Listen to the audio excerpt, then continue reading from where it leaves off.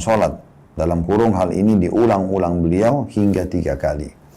Lalu laki-laki itu berkata, demi zat yang mengutus engkau atau anda dengan membawa yang hak atau yang benar, aku tidak bisa mengerjakan sholat yang lebih baik daripada ini, karena itu ajarilah aku, lalu kemudian titik-titik.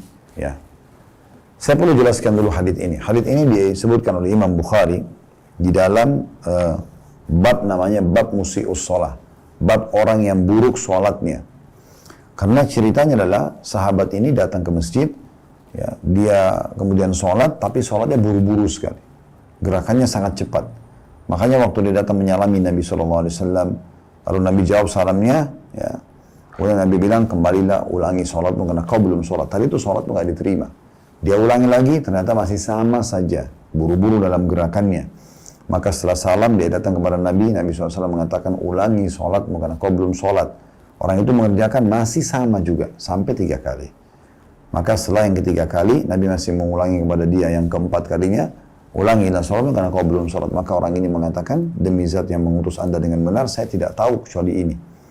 Ya, saya tidak tahu kecuali ini, maka tolong ajarkan saya. Barulah Nabi SAW ajarkan kepada orang tersebut tata cara sholat. Ini tentu panjang sekali kalau ingin bahas hadisnya, tapi yang jelas ya kita hanya menjelaskan supaya anda faham kenapa hadis ini diletakkan oleh penulis dalam bab ini, karena beliau ingin datangkan wajhu syahid atau saksi bahasannya, ya, yang perlu kita jadikan sebagai pegangan, yaitu seseorang laki-laki datang pada saat Nabi SAW masuk masjid, laki-laki itu juga masuk dan dia pun sholat. Jadi dia sholat dulu dan Nabi SAW tidak pungkiri perbuatannya.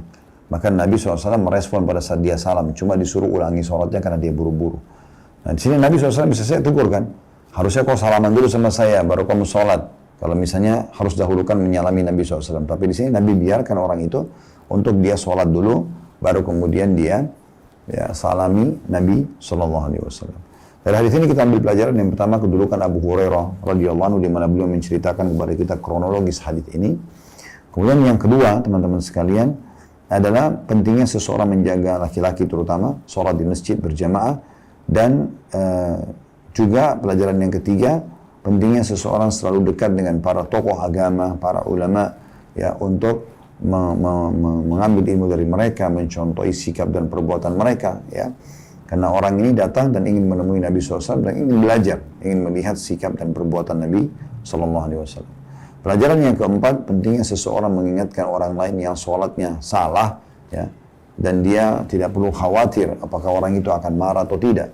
Tapi dia coba menyampaikan apa adanya. Tapi kalaupun anda misal merasa orang ini tersinggung atau misalnya tidak ada waktu untuk menyampaikannya, minimal anda menjalankan ya amar ma'ruf nahi munkar yang tahapan ketiganya.